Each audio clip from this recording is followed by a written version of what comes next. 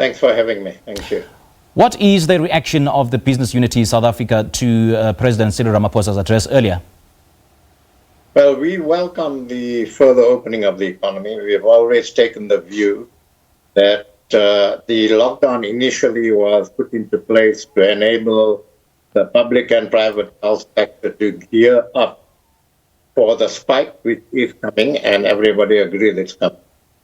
We believe we've made significant progress in that, and that there is no need to restrict economic activity any further, particularly if businesses are able to meet the conditions set to limit any health impact and limit the spread of the virus. So we welcome the significant opening up of the economy after level 3. We also welcome the conditions that the government has set for businesses to meet, and we are confident businesses will meet those conditions and ensure the protection of employees.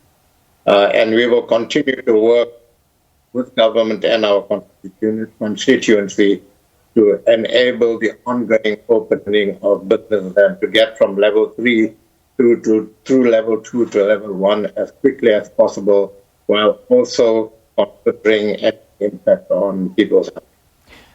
The economy will be reopened, yes, but certain restrictions will still remain in place. Are you for or against the continued lockdown regulations in South Africa?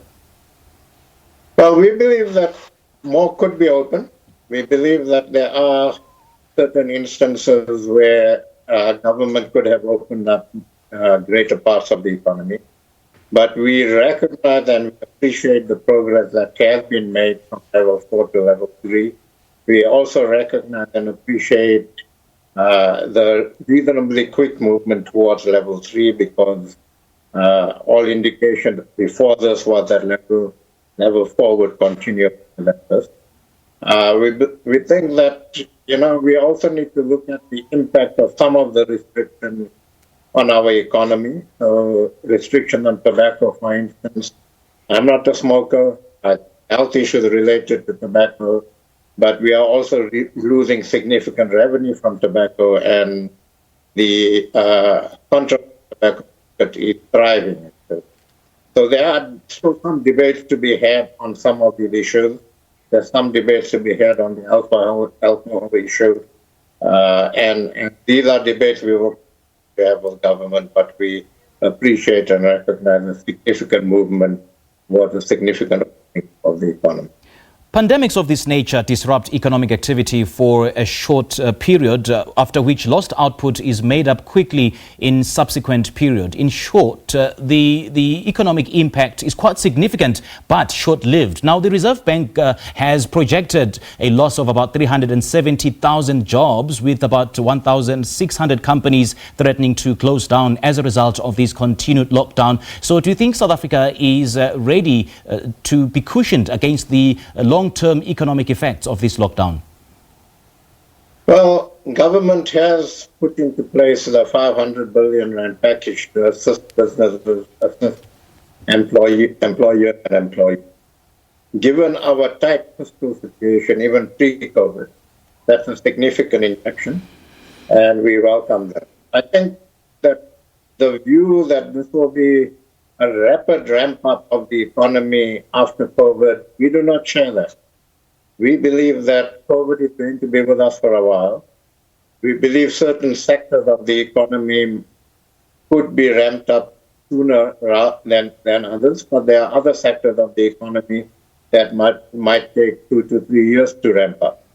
I think the significant damage to the economy will take a while to actually remedy itself, and we're going to have to sit down, and between government, labor, and business, we're going to have to see what sort of trade-offs we each need to make to enable us to rebuild the economy post-COVID.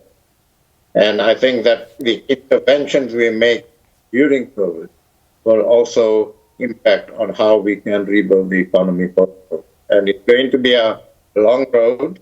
We should also remember that we have the ratings downgrades to deal with, which happened during COVID.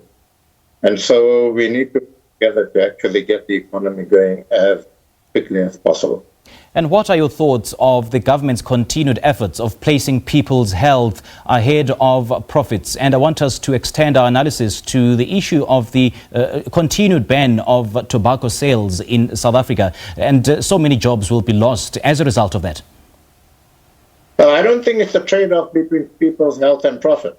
I think that we need to manage this pandemic in a way that protects people's lives, in a way that enables us to limit the spread of the epidemic. And for that, we need to do significant amounts of testing. We need to broaden for testing. We need to ensure that measures that we have into place, like washing hands, social distancing, and other such measures, here to with discipline, because that must become a way of life for quite some time to come.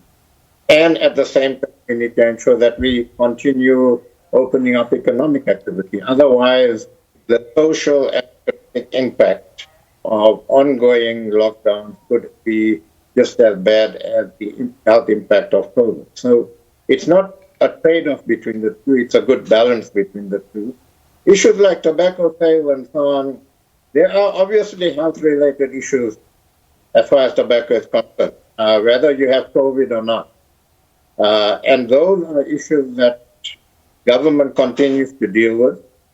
But we are firmly of the view that if we had a handle, if we were able to manage the contraband market in cigarettes, then one could say, okay, a ban on cigarettes is palatable because we are not promoting the contraband market and we are not losing revenue to essentially illegal sales of cigarettes.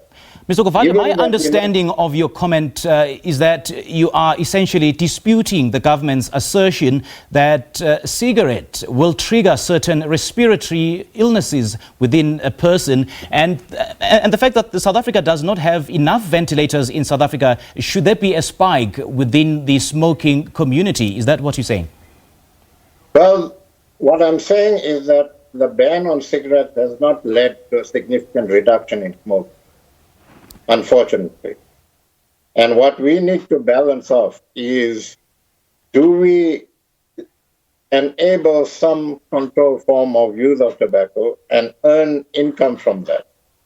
Or do we ban tobacco totally, lose the income, but with a clear indication? Everybody who smokes that I speak to has access to cigarettes. And those are coming from contraband sales and underground markets. And so if we were able to stop the use of cigarettes during this period, then I think that argument would be solid. Also, I'm not a health person, and I'd be very loath to comment on the impact of smoking on the virus. But from what I read, there seems to be some different views about that. But from an economic point of view, if the fact that people are still having access to cigarettes in the underground cigarette market, and as a result of that, we are losing significant sums of money, taxpayers' money into the system. I think we just need to have a debate about the ongoing exclusion of cigarettes. I Cas Coovadia from the Business Unity South Africa joining us via Skype. Thank you so much for your time.